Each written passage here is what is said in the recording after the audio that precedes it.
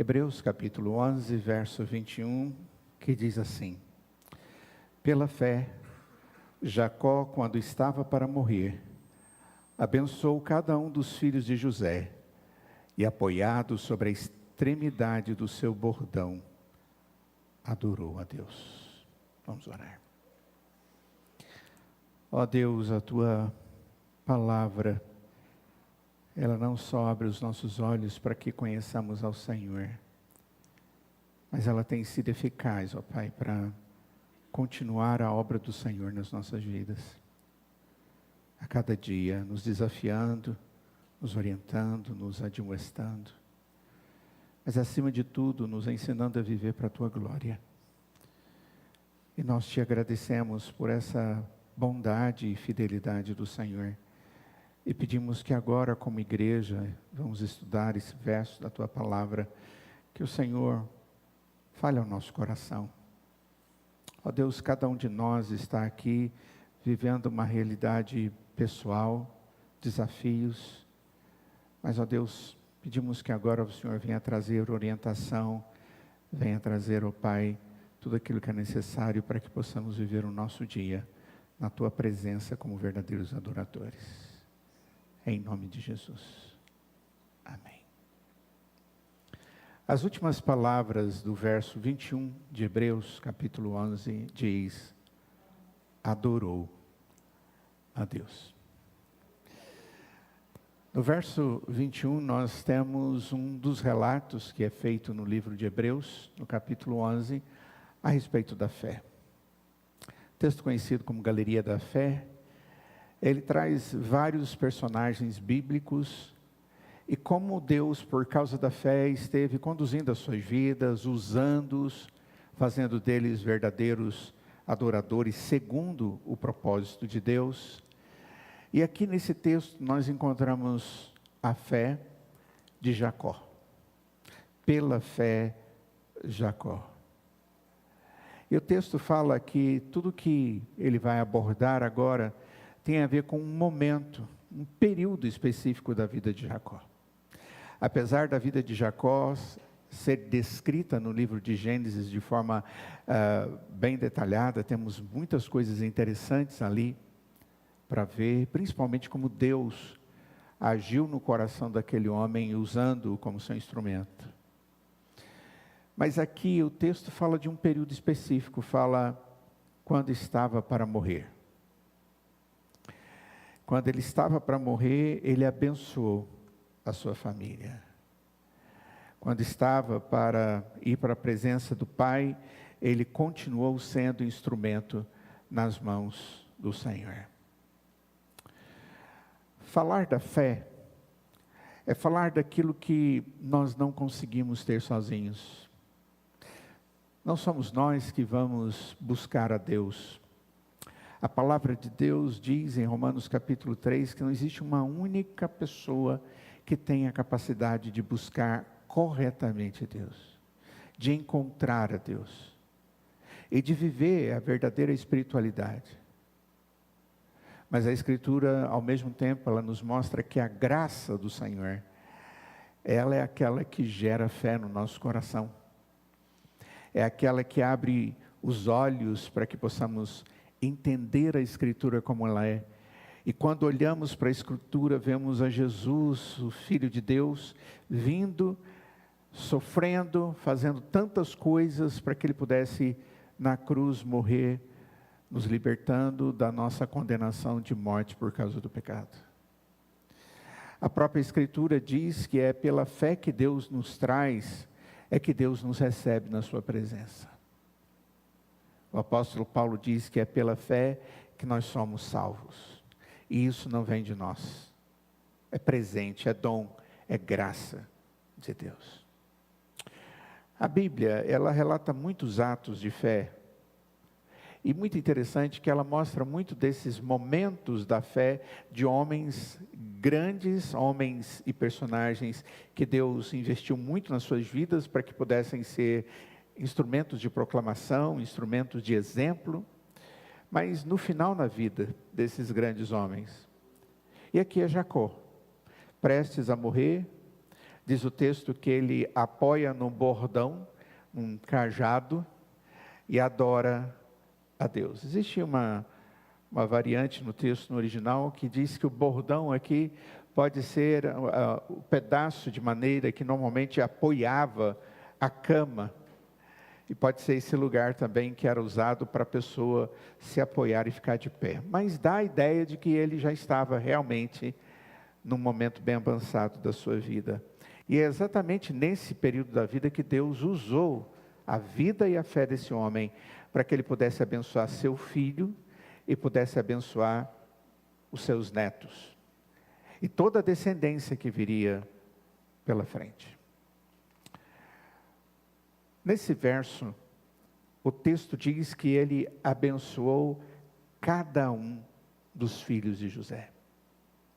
Se nós formos para o texto correlato, onde conta toda essa história com detalhes, Gênesis capítulo 48 e 49, nós vamos andar muito nesse texto agora, nós vamos perceber que ele não abençoou só José, os seus filhos Manassés e Efraim, mas ele abençoou todos os seus filhos, chamou a cada um deles, disse o que Deus tinha reservado para as suas vidas, e dessa forma os abençoou. E ele tinha muitos filhos. Ele tinha muitos filhos, e agora ele assume 2 filhos a mais que não são seus, são do seu filho, são seus netos, e ele os trata como se fossem filhos.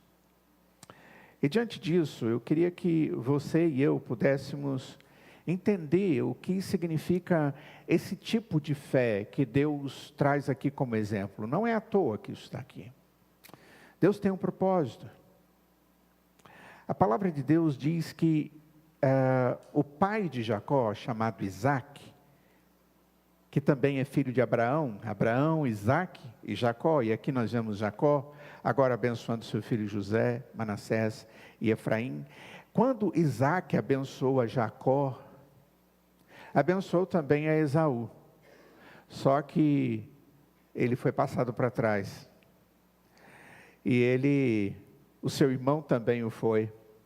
Mas nós vimos a semana passada que mesmo nessas atitudes dos homens querendo fazer as suas próprias vontades, e no caso era a mãe de Jacó que queria que fosse ele o abençoado e não Esaú como primogênito, e isso fazia muita diferença na cultura, porque seria aquele que teria autoridade sobre o restante da família, ou do povo que nascia, ou da nação que viria a existir. Mas mesmo havendo esse jogo todo, o que nós vimos é que Deus cumpriu exatamente aquilo que Ele tinha planejado. O mais novo vai ser maior do que o mais velho. Deus disse isso para a mãe dele. Deus disse isso para Isaac, o pai dele. E ele tentou fazer as coisas diferentes, a sua esposa tentou fazer diferente, o seu filho mais novo tentou fazer diferente, mas eles fizeram exatamente o que Deus queria. Isaac teve Jacó e Esaú, Esaú teve José, e aqui no texto, quando ele diz que ele abençoou os filhos de José, ele está se referindo a 2 nomes, e é importante que você lembre disso. Manassés e Efraim. Manassés o mais velho, Efraim o mais novo. O que o texto nos mostra? Se nós formos lá para Gênesis capítulo 48, e eu os convido a fazer isso. No verso de número 14, diz o texto: Mas Israel estendeu a mão direita e a pôs sobre a cabeça de Efraim, que era o mais novo. E pôs a mão esquerda sobre a cabeça de Manassés, cruzando assim as mãos, mesmo sendo Manassés o primogênito. Ou seja, aquele que deveria ser abençoado com a bênção maior, a linhagem viria através dele. O pai, José, tira os seus filhos do seu colo, dando a ideia, ou dos seus joelhos, dando a ideia de que ainda eram crianças.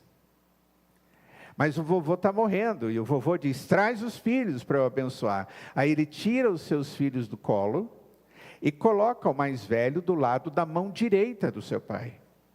e o mais novo do lado da mão esquerda. Mas Jacó não fez assim, ele fez assim, trocando e abençoando-os de uma maneira diferente daquela que era a maneira que se sabia ser o correto. José não ficou satisfeito com esse arranjo e ele tentou intervir, mas Jacó foi inflexível. Aquele senhor, ele insistiu que Efraim, mais novo, seria maior entre eles. De fato, na história posterior, quando a gente lê o livro de Gênesis e a continuação da história que nós encontramos nos demais livros históricos da Escritura, nós vamos ver que Efraim veio a ser sinônimo de todas as 10 tribos do norte de Israel. É como se ele representasse os demais. E isso é muito interessante.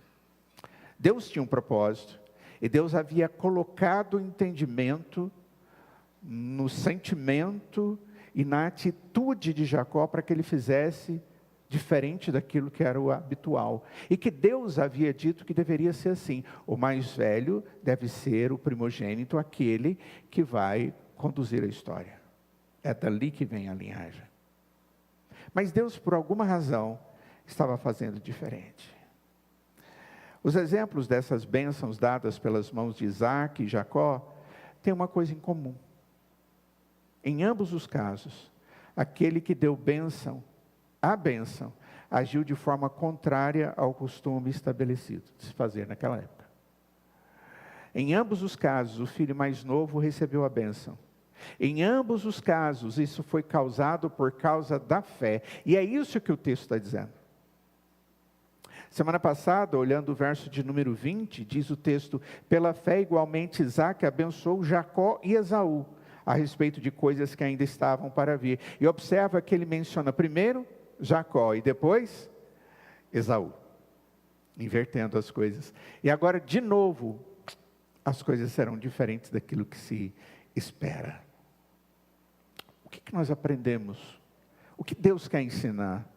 Porque, na verdade, isso aconteceu lá, historicamente, está registrado em Gênesis, capítulo 48 e capítulo 49. E agora, no livro de Hebreus, que é um livro que usa a história judaica para pregar o evangelho para judeus, para eles entenderem que aquele Jesus que havia vindo era realmente o Filho de Deus encarnado, o Messias que havia sido prometido desde Gênesis capítulo 3, verso 15, e que durante toda a história foi pregado para que as pessoas crescem e se arrependessem dos seus pecados e entendessem que Ele era Redentor. Toda essa história faz parte de um todo de Deus. A pergunta, ela bate na mente da gente, no coração da gente. Eu confesso aos irmãos que eu fiquei perguntando muito para Deus, quando semana passada eu preparei o sermão do verso 20. E essa semana preparei o sermão do verso 21. Porque em ambos os textos é pela fé, e o indivíduo fez o contrário. Semana passada nós vimos que ele fazendo ao contrário, Deus o motivou a obedecer antes a ele do que um padrão estabelecido. Deus é quem estava autorizando aquilo ser daquele jeito. Esse texto, ele fala de bênção. Bênção é algo que eu lembro da minha infância, em Minas Gerais, e nós tínhamos sido ensinados a chegar, acordou, pai, benção pai, a sua bênção mãe, chegava na casa dos tios, sua bênção tia, tio, avó, o vô, lembram disso? É provável que alguns de vocês tenham passado por essa situação. Alguém aqui passou por isso? Uau, muitos. Mas observa que o número é maior daqueles que não têm mais essa prática. Naquela época, significava que essa bênção de forma especial, ela deveria ser trazida ao filho, à família, como uma expressão da continuidade da graça de Deus, colocada sobre a vida deste homem, ou desta mulher, ou desse casal, dessa família, sobre os seus filhos. Ou seja, era o entendimento de que os seus filhos eram antes de Deus. Era o entendimento de que eles realmente eram herança do Senhor. E que eles tinham uma maior responsabilidade sobre as suas vidas, e esse momento era até especial, de expressar o pacto de Deus, de abençoar a família daqueles que creem no Senhor Deus como Deus. Isso tinha um significado bíblico. Talvez fizéssemos o pedir a bênção dos pais e dos avós e das pessoas da família, antigamente, agora, pouco tempo atrás, não tivesse tanto significado quanto foi nesse período das Sagradas Escrituras, sem sombra de dúvida.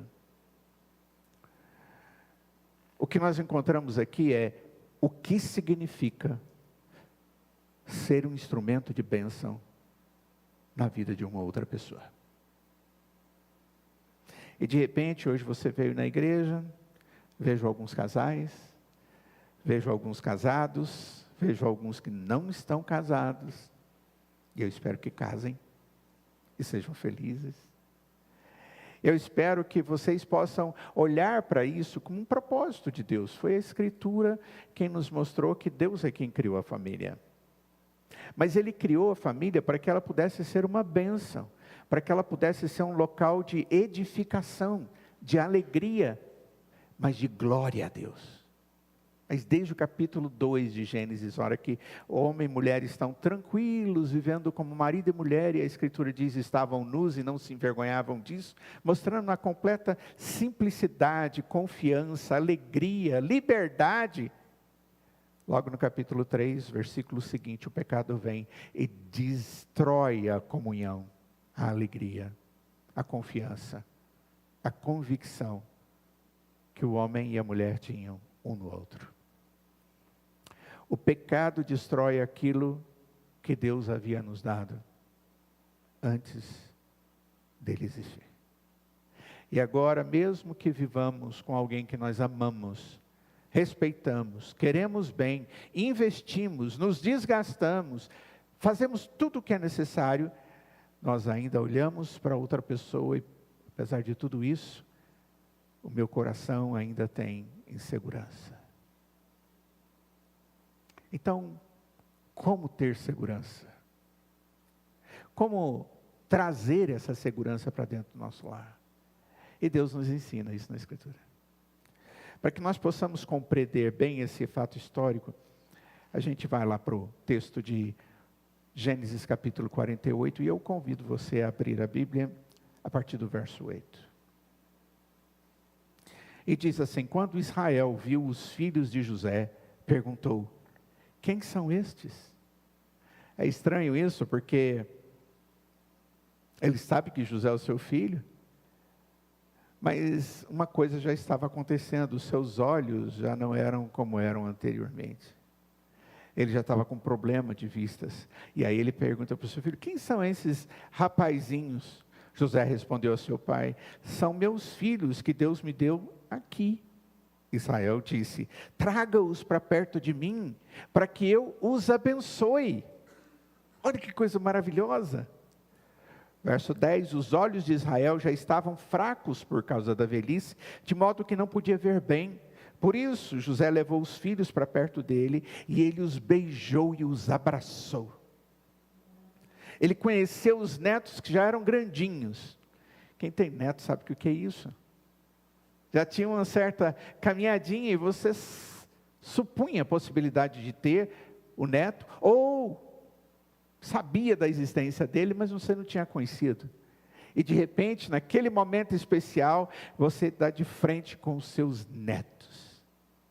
O texto diz que a reação dele foi beijar e abraçar os seus netos. Então Israel disse a José: eu não esperava ver o seu rosto outra vez, e eis que Deus me permitiu ver também os seus filhos. E ele diz isso porque os irmãos de José haviam vendido José para o Egito, porque eles eram ciumentos, eles não gostavam da maneira com que o pai tratava esse irmão José, que era mais novo. Então eles mentem que ele morreu, Pega a roupa dele, rasga e põe sangue e diz para o pai: olha, uma fera deve ter devorado o nosso irmãozinho. Mas não era verdade. Eles venderam o irmão deles, depois de ter jogado ele num buraco no meio do deserto. Queridos, a areia é uma das coisas mais terríveis e assustadoras. Eu vi como é andar numa duna de areia, no deserto. E no Egito, é uma coisa terrível. Você não consegue segurar em nada. E esse menino passou por isso. O pai pensou que ele tinha morrido, e agora ele diz: olha, eu nem pensei que um dia eu ia ver você de novo. E José tirou-os dentre os joelhos de seu pai, se prostrou com o rosto em terra diante dele, José diante de Jacó, e depois José pegou os 2 filhos e os colocou diante do pai, pegou Efraim com a mão direita, para que ficasse à esquerda de Israel, e Manassés com a mão esquerda, para que ficasse à direita de Israel. Mas Israel estendeu a mão direita e a pôs sobre a cabeça de Efraim, que era mais novo, e pôs a mão esquerda sobre a cabeça de Manassés, cruzando assim as mãos, mesmo sendo Manassés o primogênito.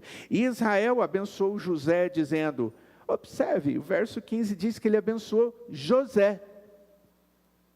Ele está pondo a mão na cabeça dos seus netos, mas o texto diz que ele está abençoando o seu filho, a casa do seu filho, a herança de Deus para os seus filhos, para o seu filho. Ele está abençoando a descendência que deve continuar.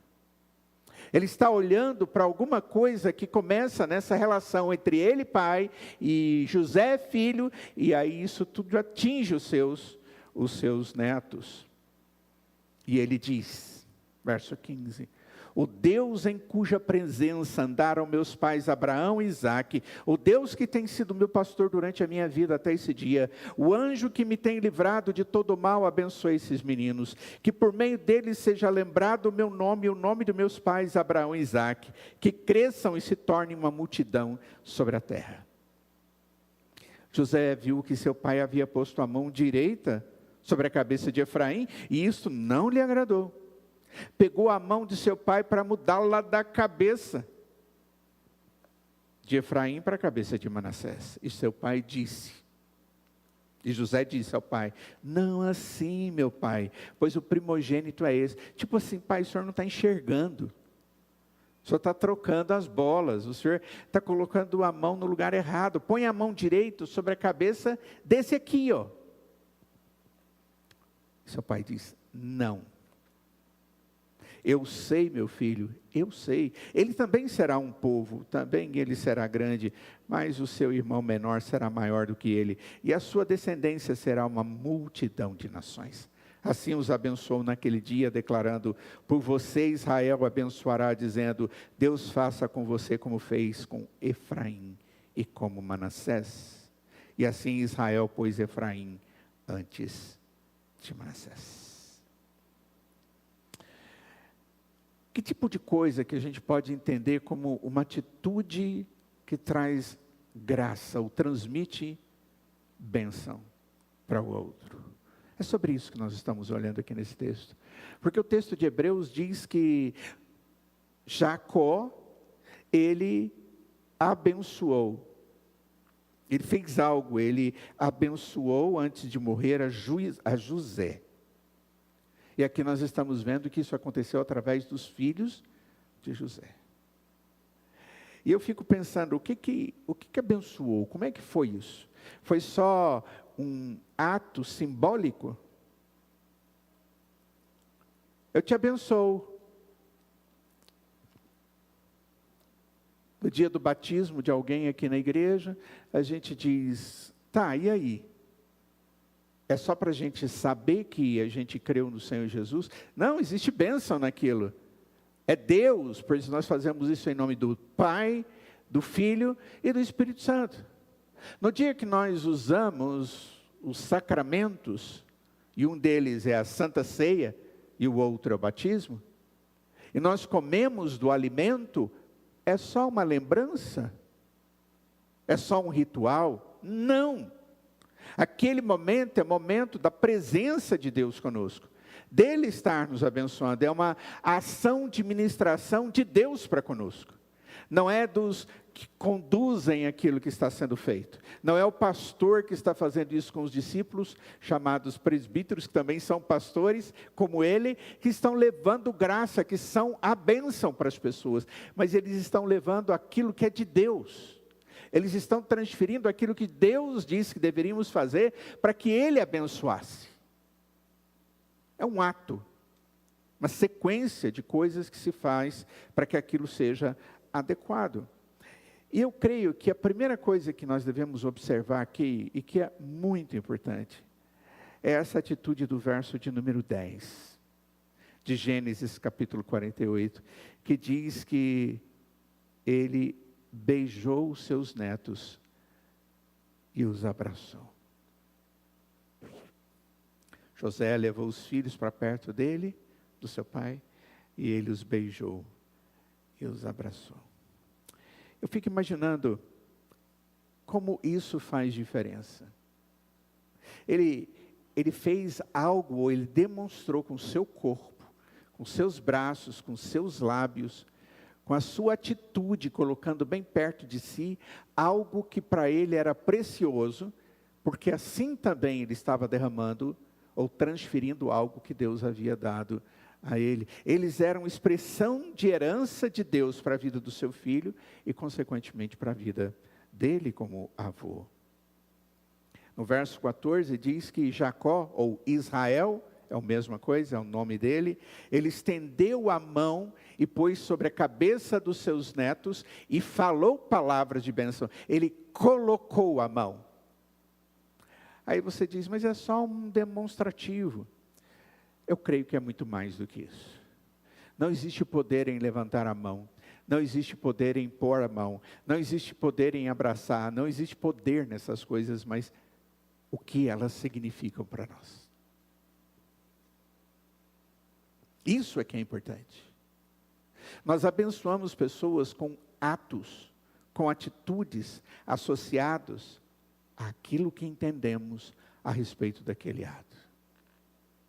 Os nossos atos, eles têm que ter significado. Se eu dou um abraço em alguém, eu dou um abraço em alguém porque essa pessoa é significativa, ou porque eu estou parabenizando essa pessoa, é porque eu estou próximo dessa pessoa e eu posso ter essa liberdade. O apóstolo Paulo diz que a igreja deveria abraçar uns aos outros e ainda dar um beijo na face um do outro. É chamado de ósculo santo.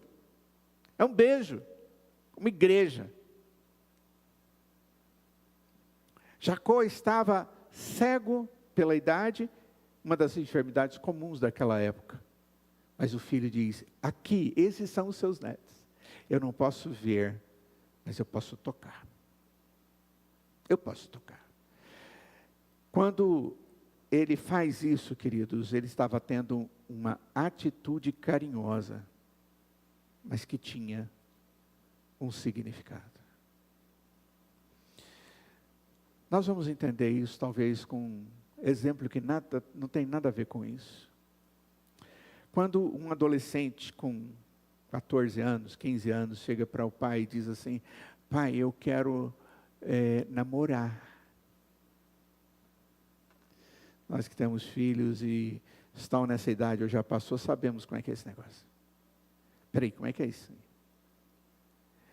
Não, tem um rapazinho, o fulaninho de tal, ou a fulaninha. E aí disse, e aí, como assim? Não, é porque ele falou que queria me namorar. Eu falei, o que é namorar? Uai, pai, namorar é namorar. Namorar é ser amigo, é passear junto, pegar na mão, beijar, pôr a mão no ombro, ir no cinema junto, comer a metade do sanduíche que ele vai me dar, e aí vai. Não, namorar não é isso. Isso é uma expressão que nós temos diante de um relacionamento que deve ser saudável e que deve ter um propósito, porque senão eu estou brincando com aquela pessoa. E o objetivo de um relacionamento entre um homem e uma mulher, segundo a Escritura, a nível de investimento relacional, íntimo significa casamento. Mas um menino com 14 anos, 15 anos, casar? Como assim? E aí vem a incoerência. Ele não sabe nada ainda da vida e nem sabe de como as coisas vão acontecer. E aí eu vou dizer, não, você pode. Como uma mãe disse para mim que resolveu permitir que a sua filha, que tinha feito 14 anos, namorar, porque se ela não permitisse, ela faria isso. Como? Como? Ah, escondido. Então, vocês já ouviram essa história também? Ah, escondido. Por que escondido? Porque não está adequado, está fora do tempo. Eu não tenho ainda maturidade suficiente para isso. Eu tenho oportunidade de ter sentimentos. É claro, tudo isso aflora no coração do ser humano. E muito cedo. Mas nós precisamos ser educados nisso, a fim de que eu possa ter um relacionamento saudável e possa construir algo que vai produzir frutos verdadeiros. Caso contrário, vai comprometer. Um relacionamento sem compromisso, sem verdade, sem investimento, que está envolto em mentiras, superficialidades, 1000 interrogações, ele não tem o valor que deveria ter. E nós não podemos permitir que isso aconteça. Quando um pai diz, por exemplo, a um adolescente, vamos amadurecer isso. Tem essa pessoa como amigo e vamos trazer aqui em casa. Vamos ver as coisas acontecerem. E no devido tempo tudo vai trazer resposta se é isso mesmo. Nossa, meu pai é terrível. Minha mãe é terrível. Não. Eles aprenderam já com um pouquinho de vida que tudo tem necessidade de haver profundidade na vida. E principalmente relacionamentos humanos. A nossa cultura ela é muito aberta, a cultura brasileira, né? Chega uma criança, como chegou hoje, uma mãe com uma criancinha nova aqui na igreja, e ela diz, pastor, eu trouxe meu filho para a igreja conhecer. E ela veio aqui na frente, com ele no colo, e eu olhei, era o Pedro. Eu disse, que lindo, Pedro. Oi, e ele ressabiadinho. E eu, brasileiro, já pego na bochechinha dele, ele já bate na minha mão, eu bato na dele. Aí ele já ri para mim, aí ele deita de lá e ele vem para o meu rumo. E brasileiro já põe na mão, já quer pôr no colo, e vai tudo. Já viram que a gente é assim, não é? A gente experimenta tudo pegando, nós somos pegajosos. Nós gostamos de demonstrar assim. Outras culturas não são assim. A grande maioria delas é o contrário. Eu não estou querendo questionar se isso é bom ou se é ruim. Mas que quando eu expresso alguma intimidade com alguém, isso tem que significar mais do que apertar a bochecha de alguém ou dar um beijo em alguém. Aquele ato ele tem que estar cheio de significado. E muito provavelmente Jacó estava abraçando os seus netos e ele deve ter dito palavras de avô, de amor, de carinho, de verdade, de coisas que ele gostaria, a partir daquele momento de conhecimento, que fosse algo crescente. Ele estava abençoando os seus netos com um gesto cheio de significado. Olha, nós estamos vivendo num tempo onde os gestos, eles estão sendo cada vez mais colocados em desvalor. Eles estão sendo expressões de interesses, e nem sempre eles são positivos ou corretos. A intenção de Jacó aqui com seus netos foi transmitir comunhão, alegria e depois uma herança. E vocês vão ver que tipo de herança que ele vai transferir para os seus netos aqui. Mas tudo começou com um gesto de aproximação. Eu sou de uma época que eu conheci muita gente que não conseguia esticar a mão para dar bom dia e boa tarde. Bom dia, boa tarde, feliz aniversário para o senhor. O meu avô José, coitado, a minha irmã Lúcia era sapeca. Ela adorava fazer ele ficar assim. No dia do aniversário dele ou alguma coisa, ela vinha e abraçava ele e beijava ele. E ele era como se fosse uma estátua e aquilo fosse muito difícil para ele. Naquela época, não se podia chegar próximo e talvez expressar coisas que deveriam ter sido boas ao serem expressas. Não é uma coisa ou não é outra. A questão é, o que eu estou fazendo? Como eu estou convivendo com a minha família e transmitindo graça com o meu convívio com essas pessoas?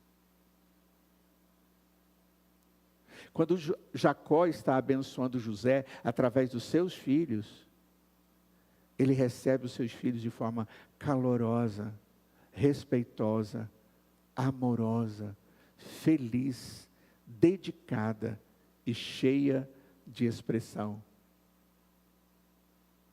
Nós precisamos investir nas pessoas e trazer para elas a alegria que nós temos recebido no coração como povo de Deus, em especial dentro dos nossos lares. Oh, José, eu não esperava ver o seu rosto e agora eu estou vendo os seus filhos. Que bênção maravilhosa. José disse para ele: pai, esses são os meus filhos, aqueles que meu pai me deu aqui no Egito. Ele diz: nossa, eu pensei que eu não veria você, e eis que Deus me permitiu ver também os seus filhos. Os nossos confortos mais doces para nós, quando nós vemos que vem da mão de Deus, nós temos alegria e vontade de expressar isso em direção às outras pessoas. Com que frequência Deus, na providência dEle, misericordiosa, supera as nossas expectativas, aumenta os favores para conosco? O tempo todo. E quando Deus abre os nossos olhos para que contemplemos isso, é para que tenhamos alegria. E para que vivamos a alegria demonstrando aquilo que Deus é, através da nossa vida com aqueles que nós amamos. E nós precisamos ter alegria nisso. Em expressar aquilo que Deus é na minha vida. Nós precisamos disso. Qual de nós que precisa de um bom cumprimento e de uma palavra amável e amiga? Ou, mais do que isso, uma palavra de pai, de avô, de irmão, de tio, de tia? Aqui é o vovô, abraçando e beijando os seus netos. Deus tenha misericórdia. Eu já contei uma história aqui, eu acho, de uma senhorinha que foi no seminário, e eu era tempo integral lá, e era capelão, naquela época. Hoje não é capelão, é outro nome que usa, né? Era deão, agora é capelão, né? Naquela época era chamado deão. Eu pastoreava os alunos, e ela chegou lá e disse: tem pastor aqui? Eu falei: que não falta. Eu preciso falar com um, aí tinha que ser comigo. E ela falou da vida dela, das tristezas delas com a mãe, aquela coisa toda, e chamou a gente para ir na casa dela. Eu fui, levei uma missionária comigo, chegamos naquela casa simples, tranquila, muito simples, uma sala pequenininha, uma poltrona grande, cheia de almofadas, e sentada nela uma mulher imensa, que tinha dificuldades de sair do lugar. Era sua mãe. E ela disse que o maior problema da vida dela era a mãe dela. Porque ela esvaziou a vida dela por causa da mãe. Mas a mãe era turrona, rude, brigava o tempo inteiro, reclamava, exigia, tratava ela como se fosse uma criança. Ela já era velha. E nós estávamos ali sentados naquele lugar e conversando, aproveitando para evangelizar, falar de Jesus e aquela coisa toda. E num determinado momento ela diz, olha, eu quero dizer um negócio, eu pedi para vocês virem aqui, para vocês falarem com a minha mãe, porque a minha mãe é assim. E falou tudo o que eu disse para vocês. Minha mãe é muito seca, minha mãe isso, minha mãe aquilo, eu não estou dando conta mais, eu não sei mais o que fazer. A minha mãe nunca falou para mim que me ama. Minha mãe nunca me deu um beijo. Nunca me deu um abraço de aniversário. Eu não lembro de ter sido colocado no colo dela, nenhuma vez. Não lembro. E essa mulher, ao falar isso, ela ficava andando para lá e para cá naquela sala curtinha. Nós sentados de cá, a senhora daqui, e ela passando para lá, para cá, até que a senhorinha de idade meteu a mão no braço dela e puxou a filha, e ela caiu no colo, e ela deu aquela gravata na filha. Gravata seria aqui, né? Aquela fechada aqui. E ela tentando sair, me larga, e aquela coisa toda, e eu sem saber o que fazer. Até que eu disse, espera sua mãe falar alguma coisa. Você vai machucar a sua mãe? E ela quietou-se. E a velha disse para ela assim, minha filha, você é minha única filha. A pessoa que eu mais amo. Eu casei com seu pai, eu conheci ele poucos dias antes. Seu pai nunca me beijou, como um homem beija uma mulher. Ele não me abraçava. Eu morei na roça. Eu me lembro que o que eu recebia de manhã, 5, 6 horas da manhã, era uma enxada, que a gente ficava com ela até o final do dia, e depois voltava para casa. Nunca ninguém falou que me amava. Nunca ninguém me deu beijo. Nunca ninguém me colocou no colo. Mas esse colo é seu. Eu vivi a minha vida também para cuidar de você. E começou e foi falando. E eu falei, meu Deus, aonde vai acabar isso? Acabou em choro. Em muito choro. E a mãe disse para ela, me perdoe. Às vezes nós temos recebido tanto o amor de Deus no nosso coração, mas quando convivemos com as pessoas, somos como tábuas, como paredes duras. Quando as pessoas chegam perto de nós, elas veem um ambiente gelado, porque nós somos congelantes. E nós não transmitimos aquele calor que o amor de Deus traz até o nosso coração. Nós temos que aproveitar as oportunidades para abençoar as pessoas com aquilo que Deus tem nos dado.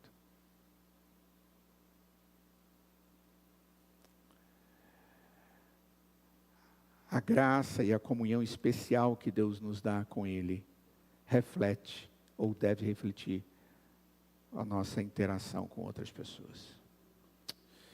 Segunda coisa que eu gostaria de dizer para vocês aqui nesse texto, que diz que pela fé, Jacó, antes de morrer, abençoou os filhos de José, e o texto de Gênesis nos mostra, no verso de número 15 de Gênesis 48, diz que Israel abençoou José, dizendo,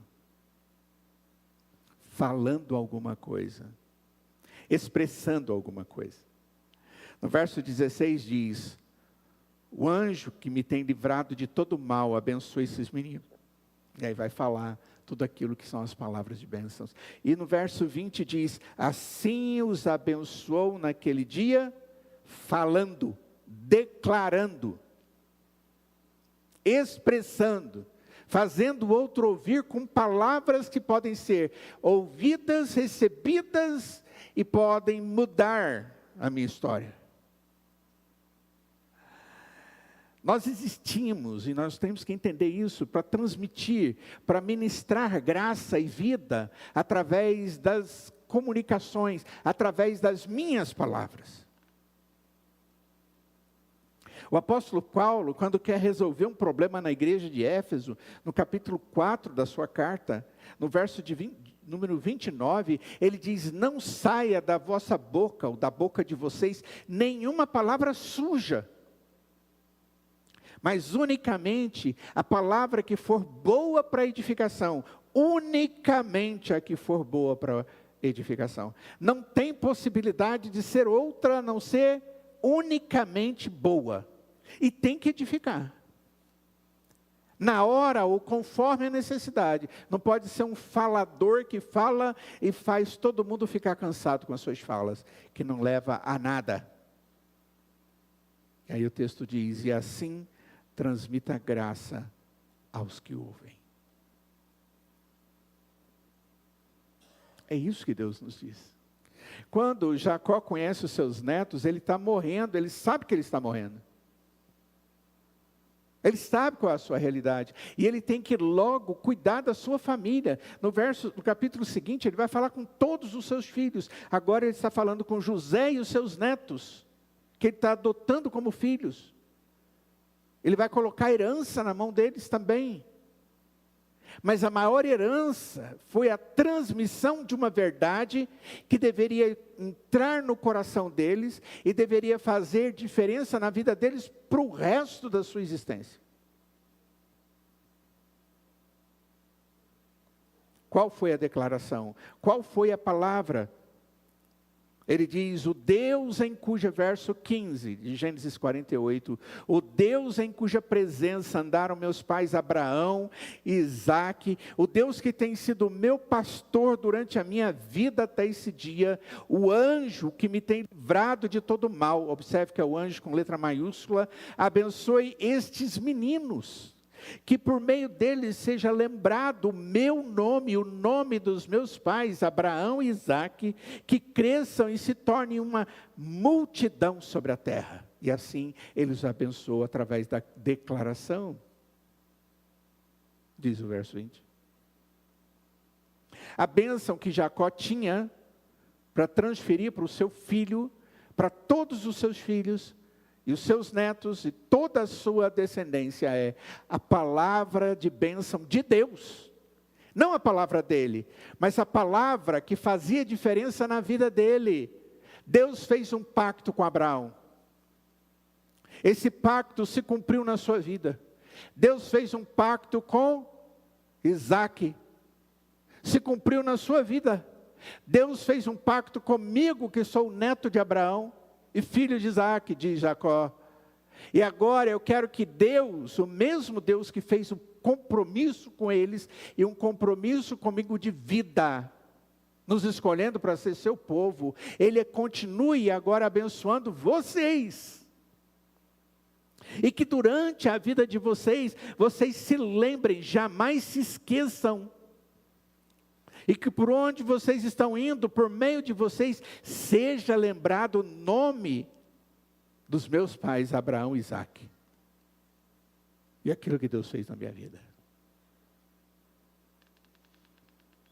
Ele não estava abençoando aqueles filhos só com um beijo e um abraço, que era muito importante. Mas ele os abençoava com aquilo que Deus era na vida deles. Senhor. O que é abençoar alguém através da fé? Como é abençoar a minha família através da fé? Levando a minha família a conhecer Jesus Cristo, o anjo do Senhor que me abençoa todo dia. O Deus que faz as promessas e diz que o filho da mulher virá e vai pisar na cabeça da serpente, e pisou. E vai pagar o preço do nosso pecado, e pagou. E morreu, e ele morreu. E ressuscitou, e ele ressuscitou. E eu creio nele, e tenho a certeza da vida eterna, porque ele fez a promessa. O pacto de vida que ele me dá, não é baseado no que eu tenho para dar para ele, mas é baseado no desejo dele de me dar, e ele dá. E agora eu chego diante da minha família, ou daqueles que eu tenho que abençoar, e digo para eles: o que Deus me deu, nunca se esqueça, é o que você tem que ter para o resto da sua vida. Esse é o maior bem. Eu fico pensando, Jacó diria essas coisas se ele não acreditasse?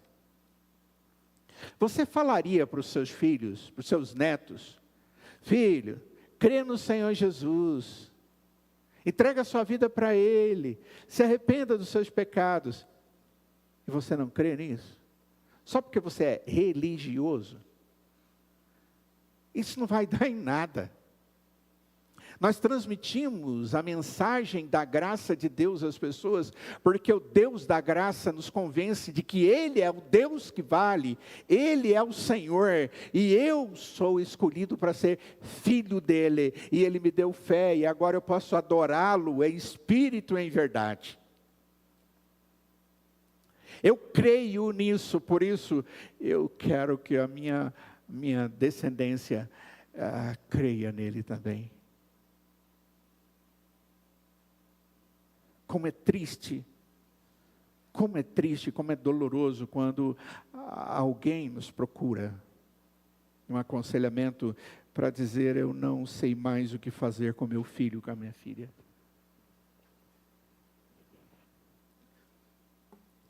Eu pensei que o problema era isso, mas isso é só a ponta do iceberg.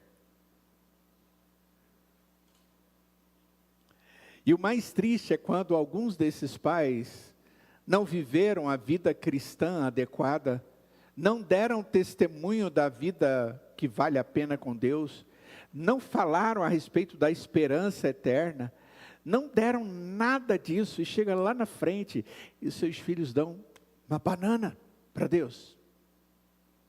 Desculpem a expressão. Esses pais choram, esses pais se angustiam, porque eles sabem que erraram. Você pode dar tudo, e de tudo, para aqueles que você ama dentro do seu lar. Mas se dentro da sua casa não tiver Jesus, e a adoração a Ele como nosso Salvador, tudo vai acabar. Jacó tinha uma expectativa boa. Sabe por quê? Porque a expectativa dele não estava baseada na fidelidade dele, mas na fidelidade daquele que fez um pacto de vida com ele. E ele diz: esse Deus que fez o pacto com Abraão, cumpriu. Que fez o pacto com Isaac, Abraão ensinou Isaac, Deus cumpriu. Que fez o pacto com Jacó, Deus cumpriu. E agora você pode crer nesse Deus, porque Ele vai cumprir. E um dia todos nós, seu bisavô, seu tataravô, o seu pai, sei lá quantas gerações são, receberam da graça e da promessa de Deus e abençoou outros com isso. Pela fé, Jacó fez isso. Ele ensinou porque ele cria naquilo que ele ensinava. Tem hora que eu vejo pessoas tentando ensinar coisas que eles não creem. Não creem. Ensina que deve amar e não ama. Ensina que deve ter lábios doces, palavras suaves, amor destilando das suas expressões. E são pessoas rudes, de palavras grossas, que não transmitem bênção, que não edificam. E a Escritura diz que só pode ser palavras, unicamente palavras boas. E qual é o efeito dela? Para a edificação. Tem que ser palavra boa e você testa e olha, se foi edificação que gerou, beleza. Se não é, não é palavra boa. E depois você chega para o seu filho e fala: não pode gritar, filhinho, não pode desrespeitar, não pode chutar a titia da escola, não pode cuspir nela, não pode isso, não pode aquilo. E você fica falando de comportamento e não ensina amor a Deus. É quando Deus transforma o coração de alguém, que alguém é transformado nos seus comportamentos. No nosso país, as famílias, elas estão destroçadas porque não existe conversão verdadeira, mas parcial. Porque nós queremos mas nós não vivemos. Nós aprendemos, mas não praticamos. Nós somos abençoados por Deus, mas desprezamos a bênção quando não a transmitimos de maneira conveniente. Isso é duro, mas é a realidade. Jacó, o nome dele é usurpador, mentiroso. O significado do nome Jacó. E Deus transforma a vida daquele homem e o nome dele passa a ser Israel. Mas naquele dia, ele ainda brigou com Deus. E brigou muito com o anjo do Senhor. Deus o vence. E aí ele sabe que é o Senhor mesmo. E aí tudo muda. Nós existimos para transmitir graça. O amor não pode permanecer como ideia. Ele deve ser comunicado fluentemente através de gestos e de palavras. Eu preciso declarar isso. Quando Jacó declara a bênção e o nome de Abraão, Isaque, sobre eles, ele recomenda um padrão, um exemplo que aqueles homens são por causa da graça na vida deles. Nós só podemos ser exemplo para os nossos filhos, para os nossos netos, para os nossos bisnetos, para os nossos amigos, para os nossos parentes, para aqueles amigos que são mais do que irmãos. Nós só vamos ser bênção na vida deles se nós tivermos a bênção abundante de Cristo em nós, fluindo, emanando o cheiro de Cristo por onde nós passamos.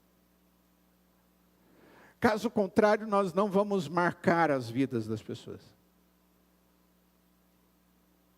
A graça de Deus, o pacto da bênção de Deus sobre a nossa vida é para ser comunicada. Jacó comunicou, porque ele creu. É isso que o texto diz. Pela fé, Jacó, quando estava para morrer, ele abençoou os filhos de José. E ele estava ali, ficando de pé com um cajado tremendo, mas ele fez. E o texto diz, e ele adorou a Deus. A última palavra é adorou a Deus.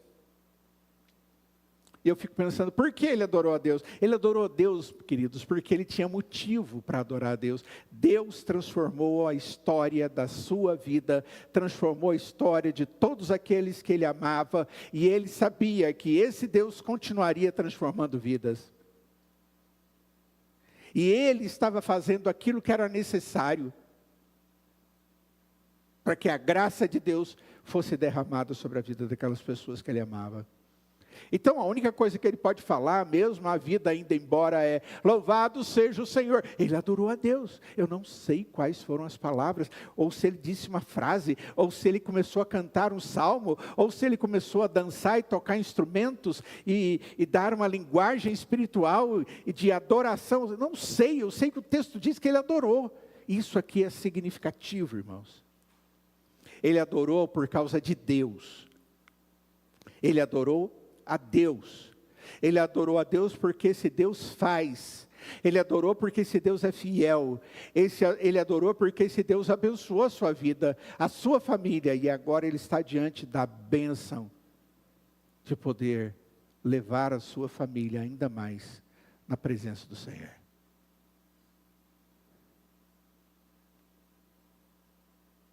Como é que você fica diante disso? Eu fico trêmulo. Eu fico trêmulo. Quando ele diz, o anjo do Senhor é aquele que tem me livrado de todo o mal. É como se ele estivesse dizendo, o anjo do Senhor é que me redimiu. É isso que ele está dizendo para os netinhos dele e para o filho dele. Filhos, o anjo do Senhor, o próprio Deus, a expressão, quando está no singular, se refere à segunda pessoa da Trindade, é Jesus. Jesus me tem livrado de todo o mal. Ele me redimiu. Ele me livrou. Deus cuidou de mim. E aí ele adora ao Senhor. Em Gênesis capítulo 17, estamos terminando. No verso 1, diz assim: quando Abraão atingiu a idade de 99 anos, meu pai fez 99 anos esses dias agora, essa semana. Ontem nós festejamos. Hoje eu gostaria de orar por isso, agradecendo a Deus no final. Bênção, privilégio. Pai, foi nesses 99 anos, ó, igual o senhor, quase 100. Diz o texto: o Senhor apareceu a ele e disse: eu sou o Deus Todo-Poderoso. Aí o que mais Deus diz? Ande na minha presença e seja perfeito. Aí você pode dizer, peraí, o cara chegou a 99 anos de idade, e agora Deus chega para ele e diz: eu sou o Deus Todo-Poderoso, e você deve andar na minha presença e ser perfeito. E ele vai bater no peito assim e vai dizer: Senhor, eu sou imperfeito, eu sou pecador, eu sou pequenininho, eu sou indevido. E Deus diz para ele: é isso que eu quero de você.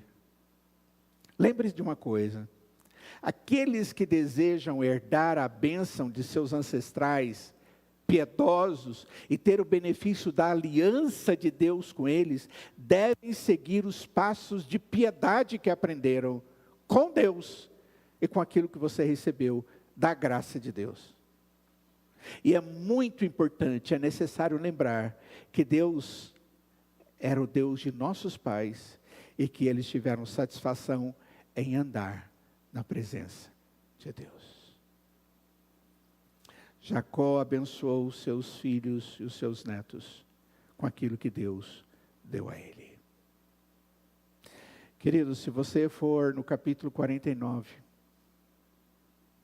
você vai encontrar o texto começando a dizer que, verso 1, depois Jacó chamou os seus filhos e disse: ajuntem-se e eu lhes farei saber o que vai acontecer com vocês nos dias que virão.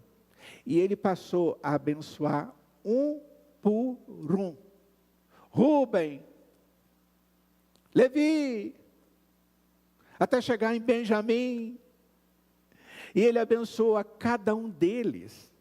No verso de número 28 do capítulo 49 diz: estas são as 12 tribos de Israel, e isso é o que lhes falou seu pai, quando os abençoou. A cada um deles abençoou segundo a bênção que lhe cabia. Ele não abençoou foi só Jacó, ele não abençoou só José, ele não abençoou só os netos dele, ele abençoou todos os filhos conforme aquilo que Deus tinha colocado no seu coração. Aqui nós vemos o resumo das bênçãos dos filhos de Jacó. A gente vai ver que Rúben, Simeão e Levi, eles tiveram ali umas marcas do desagrado do seu pai. Na bênção ali, o pai vai mostrar claramente isso. Mas apesar de tudo isso, o que a gente percebe é que, apesar de haver algumas situações inadequadas, Deus tinha bênção para eles. Porque esse Deus é o Deus de misericórdia. Não deixe de abençoar aqueles que são colocados por Deus na sua vida. Não abaixe a guarda. Não desanime. Não deixe de orar. Não deixe de viver uma vida de piedade, para que no devido tempo Deus possa te usar e possa levar e despertar essas pessoas à graça que só encontramos no Senhor Jesus. Se eu perguntasse para você, dá para fazer uma lista de pessoas que você gostaria que crescem em Jesus como você crê? Da sua família? Como você tem vivido? Como servo de Deus na presença do Senhor e no mundo onde nós vivemos. O que Deus disse para Abraão com 99 anos, vai direitinho, meu filho, siga retinho, faça o que é justo, perante mim. Sabe quanto essa luta termina? E essa responsabilidade? Nunca. Mas nós descansamos no Senhor, porque todas as coisas acontecem segundo o seu santo propósito. Vamos ficar de pé. Ó Deus, nós bem sabemos que somos tão falhos e pecadores, Pai, e nós não podemos chegar diante dos outros e bater no peito e dizer eu sou, eu amo, eu sou perfeito. Nada disso compactua com a realidade de quem somos. Porque apesar de termos sido redimidos pelo sangue de Cristo, ainda não fomos totalmente santificados. Contudo, nós aprendemos na Tua palavra que a partir do momento que o Senhor nos chama para o Senhor, nos abençoa e nos insere no pacto de vida com o Senhor, tem uma obra em nós e através de nós. E nós queremos humildemente estar na Tua presença pedindo perdão pelos momentos que nós temos perdido, Senhor, para sermos testemunhas da graça salvadora às pessoas que nós amamos. E nós não temos sido aqueles que derramam a graça do Senhor sobre a vida deles, que nós também temos recebido. Ó Deus, perdoa-nos pelas nossas palavras, os nossos pensamentos, as nossas ideias erradas, os nossos relacionamentos cheios de confusão. Ó Deus, haja nas nossas vidas com poder, com graça. Para que nós possamos chegar como Jacó no final da vida e dizer aos seus netos que o Deus do meu avô e do meu pai, e o da minha vida, o anjo do Senhor que me livrou de todo mal, abençoe também a cada um de vocês. Derrame graça sobre nós, ó Pai. Nos transforme e nos use como bênção na vida das outras pessoas. Para o nosso bem e o bem delas, mas acima de tudo para a glória do nome excelso do Senhor. Em nome de Jesus é que oramos, ó Pai. E nós imploramos que a graça do Senhor Jesus, que o amor de Deus, o Pai, que a comunhão e consolação do Espírito Santo de Deus esteja sobre cada um de nós, hoje e para todos sempre. Amém.